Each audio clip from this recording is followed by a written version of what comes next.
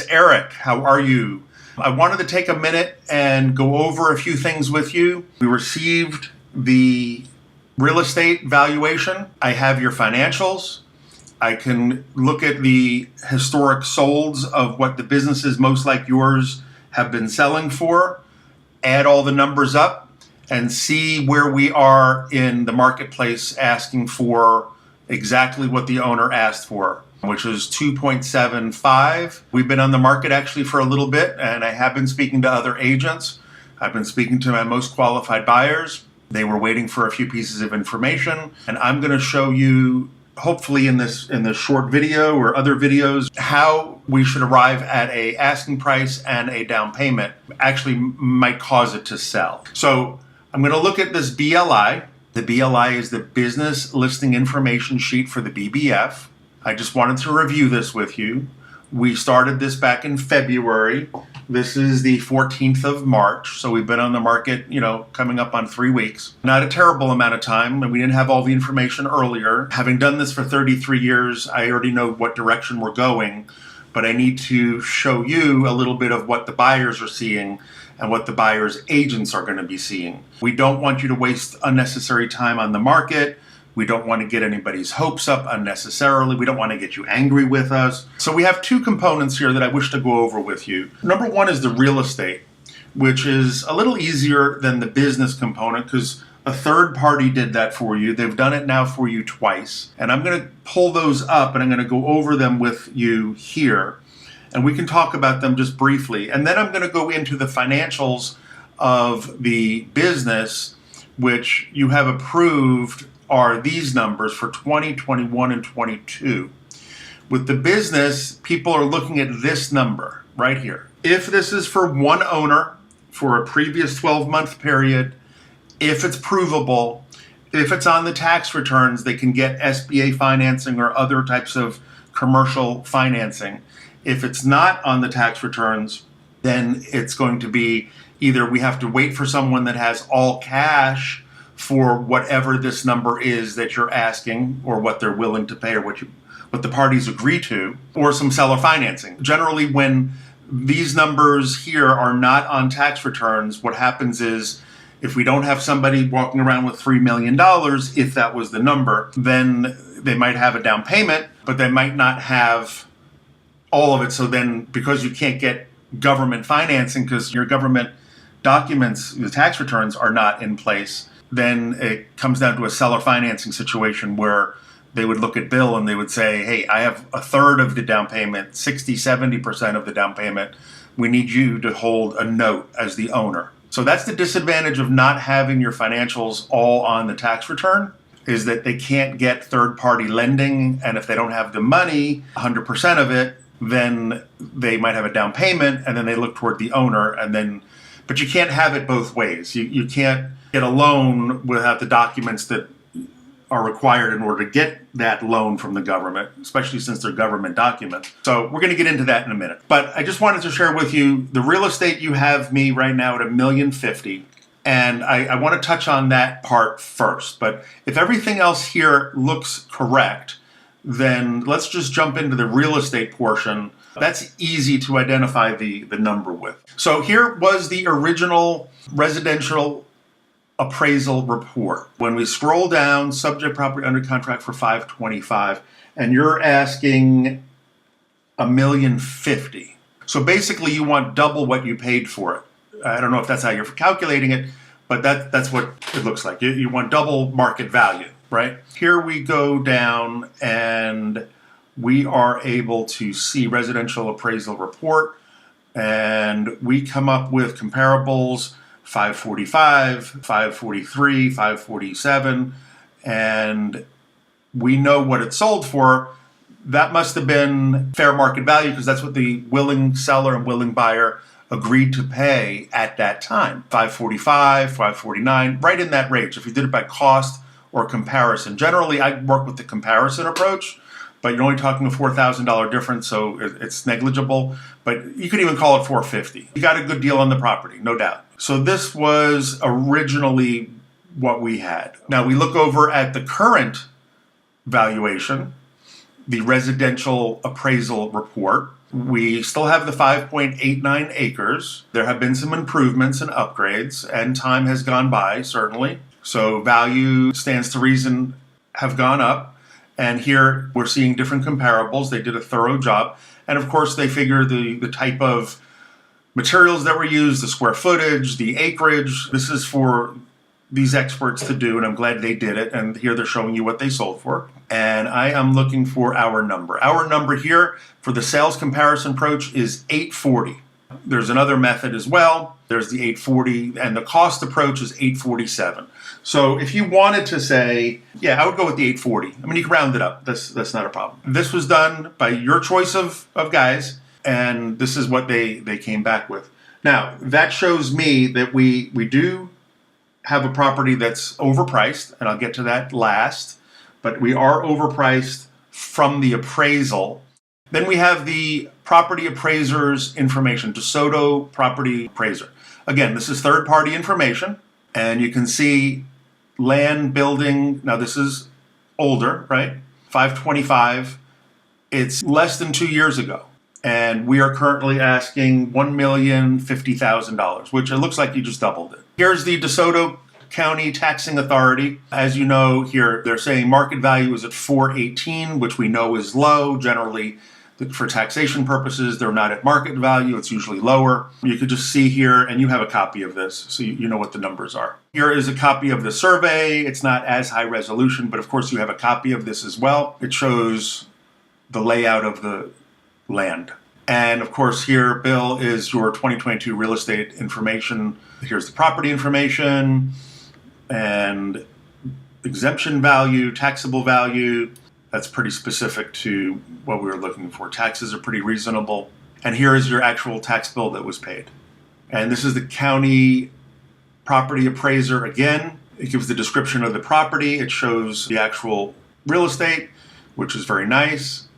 It talks about the land value, the building value, gives you all the numbers. It's appraised. School County assessed at 374. And again, it references what you purchased it at, which was 525.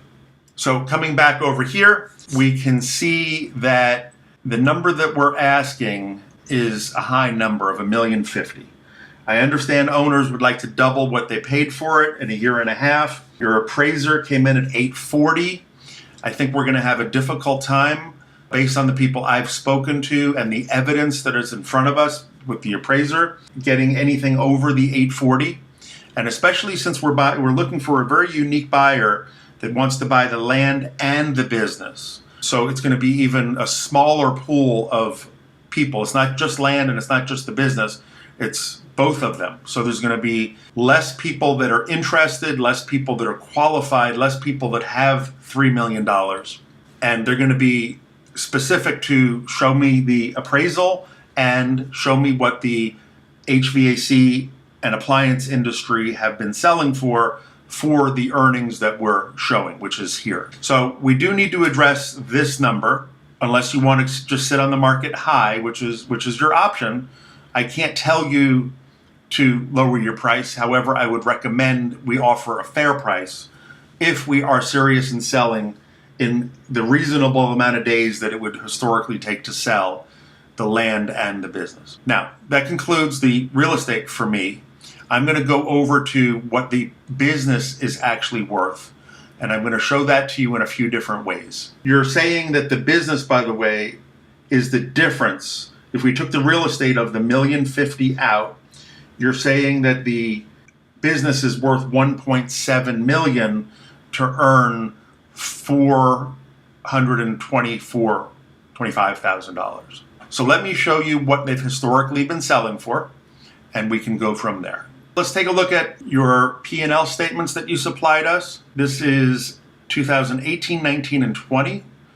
If all of these numbers are verifiable, which I'm assuming they are because you provided them. Now, they're providable to a buyer. They won't be provable to a bank or the government, any government agency, because your tax returns, I don't believe, reflect these numbers. Now, keep in mind, we're asking someone to pay $1.7 million to make $150,000. What is the debt service on $1.7 million to make $150,000? When somebody has to take out a loan or seller financing or borrow from an asset that they have, maybe they own real estate and they're going to put a loan on their real estate to buy your business. How long would it take to pay back with this earnings that kind of a number of the 1.7 or the 173? Or if we go to more recent years, we're showing 210 or 353, which is great numbers. But once you take a 1.7 and divide it by 10 and you have to pay per year with interest, now you're not making 353 anymore. You're making, and I don't want to just throw out a number, but you're making much, much less because of a very expensive asking price. An asking price that's disproportionate to what they actually need to pay. Let me show you your current number, your 2022 number. This is your end of the year profit and loss for the most recent year, which was 2022. This is great. Your business is doing great. You have cash, which of course is not going to be on your tax return, and therefore you can't get a loan on it, or a buyer can't get a loan on it. So that's going to bring us down to somebody that has a significant amount of cash or seller financing. And that's how these deals have to get done. Again, we're asking someone to buy the real estate and the business and have all cash and put all down, 100% down payment, which is a very, very small pool of people. If an owner is serious about selling, we have to be priced properly, both on the real estate, priced properly on the business, and offering some way for the buyers to get financing. Otherwise, you're with a very, very small group of people who may want the land, want the building at a fair price, but they don't have all 100% of the money. So where's the balance of it going to come from? So those are things that we need to look at. But here's your revenue, and I'm going to compare this on the association website of sold businesses to businesses that did under $1 million. Here's why I'm doing it under $1 million. The revenue, and then we come down to, really what it comes down to is this number, which is, you can call it 425. The question is, how much will somebody pay that's in the industry, has the working knowledge of the business, wants to buy real estate, wants to be in the business? How many years or months will they pay you to own the real estate, which we already know has a fixed number based on the appraisal? But the business, this 425 needs to be paid back as an investment. Will it take a year to pay it back? A year and a half? 2 years? 3 years? 10 years? Businesses don't sell at a 10x multiple at this level. Businesses at this level don't sell for a 5x or a 4x or a 3x. Sometimes they don't even sell at a 2x. But I'm going to show you what they do sell for. So this is your 2022, which is great. Now, I'm going to go to other documents. I pulled up your most recent tax return that I have of 2021, and I'm seeing the gross. The gross is not demonstrating everything that we know. It's showing what it's showing, which means loans will be difficult from a third party, a government agency. And net profit or loss, we're showing $20,000. No one's going to be able to get a loan of $1.7 million based on $20,000. There's expenses in here that may be personal. There's some money that maybe didn't get deposited. And this number is deflated by about $405,000. $405,000 approximately difference. It makes a little bit of a situation. So at the very least, we need to be priced properly. So this is the BBF, the Business Brokers of Florida Association. And what I do is I log in as an agent. This is a 22-year-old association, and we have active listings, which is where people, agents and buyers, will be going to see what's active. They're looking at our listing. There are 2,300 active listings. How do we get to stand out so that they choose to look at our listing? Well, first of all, we're assuming that they're looking for HVAC, right? And it's going to pull up here, and I'm not going to bother to show you the actives at the moment. The solds are actually what we need to look at to see what actually has worked. And the way that we do this, the same way that your real estate appraiser was done, and the same way the county looked at values, and the same way when you're in business and you're shopping to see what you should charge per part or per hour or per service, you look at the competition. You look what's sold that's most similar to what it is that we're trying to sell. So this database is the sold database of the BBF. I can go by category. There's every legal business in Florida. This is only Florida. This is the largest association of business brokers in the country, happens to be here in Florida. As I go over here to subcategories, and we're going to exclude, before I do that, let me show you what's in here. Let me show you all the solds, all the effort of about 900 to 1,200 agents over the years, over 21, 22 years. We sold, as an association, we sold 25,246 businesses. Anything from tax practices, here I'll just click on an arbitrary page, home inspectors, property management. These are all somebody's business that they sold over the last 20 plus years. Delis. So what we're going to do, this is like looking at all the real estate in Florida, trying to figure out what your real estate is worth. So what we need to do is narrow it down. It's not all property, and it's not all, there's residential, there's commercial, there's 6, acres versus a quarter of an acre. So that's what this is the equivalent of, right? When real estate, it was pretty easy. He looked at the comps. I need to identify where are your comps here. So you're definitely not any of these. Well, then that leaves the question, well, where are we? We are very narrow. We're going to exclude everything else. I just wanted to show you what I'm pulling from, so you understand that Eric's not just pulling a number arbitrarily. We want to find right there. That's all I'm interested in, is HVAC and heating. And now, what do I have? I have a list, a much more manageable list of only your related industry. So when we're talking about the business now, 231 active listings that sold is still too many to compare you to. So how are we going to do this? First of all, let me sort them. I'm going to do it by sales. And I'm going to show you that we're not going to compare you to these guys because they're too small. And I'm not going to compare you to these guys because they're too big. So I have to put some filters in order to have a criteria. But let me just show you as a whole, as all of them, so you can understand where we're at. All of them as a group. Now, some of them have real estate included, so it's kicking up the number. 3.86 times 1 year's earnings plus whatever real estate was included, the buildings, those were kind of thrown in, which throws up this number. Because if somebody was including $1 million worth of real estate and it was only $100,000 in profit, now it looks like 10 times the profit. So it's kicking up this number, and I can easily identify which ones those are. It's like this one. This is not just the business, but it just as a here, 289 days, 78%, as all of them. Now, it's going to be more refined than that as soon as I add a filter in here. So we know it's HVAC, or AC and heating. I'm going to say, let's get rid of the small businesses. Let's only look at the 250 SDE, which is the seller's discretionary earnings. We have 78. Now, that's for the earnings.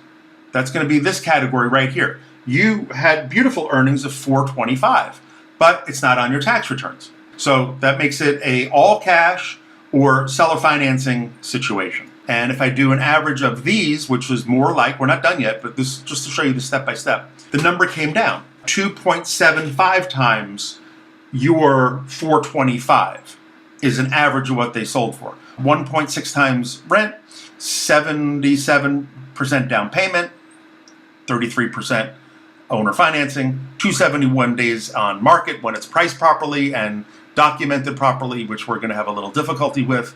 Let me go add one more filter in here. Gross maximum sales. I don't want to show you to the guys that are too large, so I'm just going to do $1 million or less, and bingo, there's my 9. Now we have a much more manageable group. Sales of 670 to 989, you fall right in between there. Your earnings, you fall right in between here. If I sort it this way, 257 by 367, there's a $100,000 difference. You came in actually a little higher than that, 425.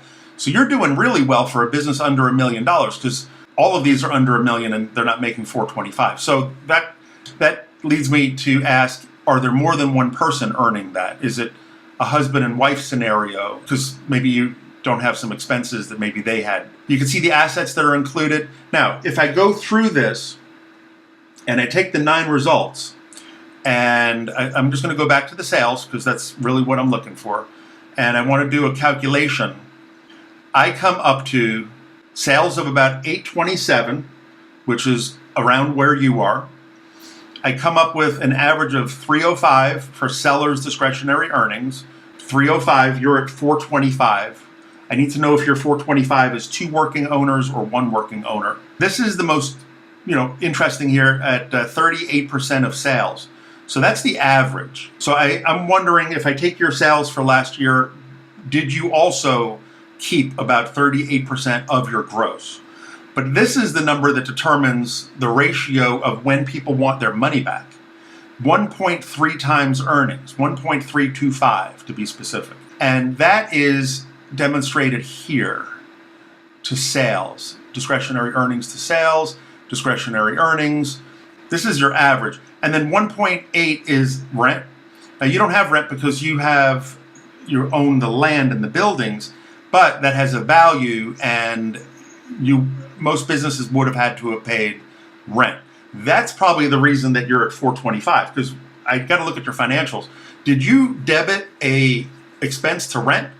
Did you remove $50,000 or so for rent? You're on a big parcel of land with a big building taking up big space. How much would that cost in the open market? Because that's what these are calculated. This already has rent removed. And if yours doesn't, that would explain, maybe it's a 2-owner situation, and maybe it's because you didn't have rent. So if you removed rent, just using a rough number of $50,000 because you have a big building and you have a lot of land, now you're at 375. So to normalize it, 1 owner that had to pay rent, it would be 1.325. But I'm not going to even jump down there for a moment. I'm going to use your 425 number. But it took almost a year on the market. So now I'm going to go to my summary, and then we can discuss it. And ultimately, Bill, I don't tell my owners what to do. I don't want to get an irate phone call that I don't know what I'm talking about. But I don't want to get an irate phone call. I'll do it any way you want. If you want to sit on the market for what we're currently asking for, we can do that. But I'm just telling you what people historically have been willing to pay. And I don't see any of them over, 2.25, 1.25. No one's paying 4 years earnings, 5 years earnings, 6 years earnings. And we also need to identify what are the actual earnings, because 425 may be 2 people and it may include no overhead as far as rent or real estate or leasehold or any of that stuff. This is just a little summary. This is our first shot at it. I might be totally off, but this is what I'm seeing here. Based on the BLI and the way you had me write the listing and our ads, we're currently asking $1,050,000 for the real estate. We know that a third party, not me, their sales comparison approach was 840 versus 847. You could say 850 if you want for round numbers. Using the 840, which I feel comfortable with, and the professional real estate appraiser who was there previously and who did a beautiful job, I think. He's saying, based on these numbers, you're $210,000 overpriced, which is 25% too high. As soon as we show the real estate appraisal, and we have to, because they're going to require, the buyers and the buyer's agents will require it, they're going to see this. This is not Eric or my team, telling things that they're not going to have access to. They're going to know 840 is actually what fair market value is. Now, the owner can say, I don't care. Eric, get me $1,050,000. I'll sit on the market for 10 years. I don't care. Or you could say, listen, I really want to sell it. I want to be reasonable, and I want to be on the market a reasonable period of time. I'd like to retire and go enjoy the rest of my life. Let's maybe be a little bit higher than that and get some offers, but not 25% overpriced. You could do it any way you want. Bill, I work for you. I do it any way you want. I don't want to get an irate phone call. I love my owners. I love this stuff. I do it day in and day out. But this is how I'm seeing it. Then we come to the business, which is even a different situation. Business Brokers of Florida, 22 years have sold HVAC, most like yours, from $25,000, and I'm going to say plus, sold listings. All Florida HVAC, 231. Obviously, we can't work from 231. Average days on market is 289. Average down payment for the group of 231 was 70%. With your tax returns the way they sit right now, we can't get third-party financing. So if the average was 70%, if that's what buyers are only willing to pay, the other 30% needs to come from seller financing. So as an owner, you might be asked to hold some paper with a lien on the property and a lien filed on the furniture, fixtures, and equipment, and so forth, which I do need clarification on those assets. We can go into that at another time. This is what willing buyers and willing sellers as a group have been willing to do. And this is how long it took. Now, I did the filter of 250 or more in profit and sales of under $1 million.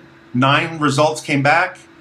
SDE, seller's discretionary earning, that means the cash, deposits, personal expenses, everything that the owner benefited from. This was the range when we put these 2 filters in. And that's all of Florida, by the way. That's cities, that's, non-cities, that's people in heavy dense areas, not heavy dense areas. Your property is not in the middle of a city. So, we have to find someone that wants to live there, buy that. It's a very unique situation of buyer that we're looking for. So at the very least, we want to be fair with them on pricing and terms and down payment. If we put up all these other barriers, we're going to sit on the market for a while. And that's, I want to know how serious you are about selling. And ultimately, this is going to tell how serious you are. Do you have to have 2.75 million or do you have to sell? If you want to sell, let's sell it for what the buyers will actually pay for it. Otherwise, it's just a listing that's going to sit there. And I've had those listings. It can sit on the market for years. And then ultimately, the owner has to make a decision. So if you are really motivated, we'll have to talk about that. SDE from sales, on average, from the 9 that were most like yours, were 37.8. The sold price versus SDE, the average was 1.325. Now, if I took out, and my notes are showing me, if I removed 2 of them that were older, this would go down to, I think, 1.3. It wouldn't go down too much, but 1.3. So I'm just going to say 1.3. Average down payment, again, for that little group specific to yours, 72% versus 70%. So that's what you should expect buyers are going to want to do. They're going to want to put 70 to 72% down payment. Well, we can't get third-party financing, so they're going to be looking at you. Or you're going to say, no, Eric, get me all cash, and then we're going to sit on the market even longer because there's less people looking for the real estate and the business. Keep in mind, when we did this filter, there was no requirement for them to also buy land. So this was just selling a business out of a house, a small warehouse, paying rent, one owner. Then we add this filter in there, which is a requirement, which is going to cut out a lot of people that either don't have the money, won't overpay, or aren't qualified to do both together. So I believe we need to be very reasonable. Average days on market for these 9 were 326 at an average of 1.3, right? Your earnings are showing me at 425. We do need to clarify a few things. I need to look, did you expense or debit rent? Because these other comparables had rent. So if you normalize this 425 to also include rent, what would rent cost for what you're currently using, which you're telling me is 5.89 acres, almost 6 acres of real estate. I understand it's not all for the business, but how much would that cost? And that cost would come out of here on a monthly basis. By 1.3, I come up to, this would be a sales price. If rent was already removed, and if this was for one working owner. If you remove $50,000 for rent and another $50,000 for, let's say, a spouse, now you're down to $325, which puts us in the range of where I thought we would be. So this number is a little high. We got to look at that. Your business is worth $563, which means we are overpriced by $1.1 million, which is 69% too high. If this is one owner with rent and it's verifiable, your business is worth $563 and your real estate is worth $840. Buyers may pay 1.4. We're asking 2.750. Just want to bring that to your attention. Don't shoot the messenger. I do it any way the owners want. I work for you. You can ask for any number you want. They can ask for any number that they want. But this is what they've been selling for. 1.3 times whatever this number actually is for one working owner minus all the real expenses that these other people would have had, which includes a location to be able to do $1 million worth of business or under, to earn 250 in this HVAC space in Florida. So at the very best case scenario, I think we're here. If this number gets reduced to 325, then this number is going to get reduced also, which means this number is going to get reduced. That's how I'm seeing it. We want to do it your way. I'll try anything you want. We could leave it alone. We can fix it. We can not do anything, whatever you want to do. Thank you. We'll talk to you soon. And just consider what I'm sharing with you. And get back to us on the issue of, and I could look at your financials, was overhead of rent or location included? And is there a second working owner, maybe a spouse or a family member? Thank you very much. We'll talk to you soon. We'll keep plugging away. And obviously, we want to get the most money as quickly as possible. We'll talk to you soon. Thank you so much. Bye-bye. Now I was curious about this rent issue. I can't resolve the two people working issue without you. So I was able to resolve the rent issue.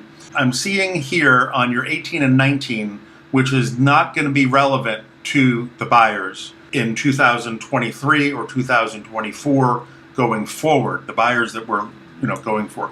Rent, you did have rent, but they're not going to be using this number. They're going to be using your 425 number, which I believe needs to be adjusted for rent and or a second party that maybe was earning that 425, which is now not 425. But 18 and 19, you're correct. You did have rent, but then rent disappeared because then you bought a building and you bought land. Nobody ever expensed it, so it looks like you had more earnings, but the new owner won't have those same earnings or could not have had those same earnings because they were being asked to also buy $1.05 million in real estate to not pay rent. So they're paying rent, but they're paying it in the form of ownership of the land, which is considerably higher than they would ever have to pay for a small warehouse. And to share that here, rent, there's no expense for rent. So I'm just going to use a round number. I'm probably low or high. I am low or high, obviously. $50,000. If you took out $50,000 from here, now you're at $160 for one working owner. And if you remove 50 from here, you're at $303 for one working owner. If there's a second owner, we got to figure out what the replacement cost of that owner would be, just like we did with rent, and we got to bring it down again. Now, this is, again, not what they're going to be basing the numbers on, because obviously 303 will never command a 1.7 asking price. I was really curious. This is what the buyers and the agents are going to be mostly hanging their hat on, is this most recent year. As we get deeper into 2023, it's going to become more relevant. They're going to want quarterly updates. What was your first quarter in 2023, second quarter, third quarter, fourth quarter? But for right now, this is the full 12 months, easy math to calculate. You don't want to be adding this up every day. But we have the gross, we have the costs, we have the gross profit, and look what's missing. The comparables that we compared you to had an expensive rent. You don't have an expensive rent because you have what you think is $1.05 million in real estate.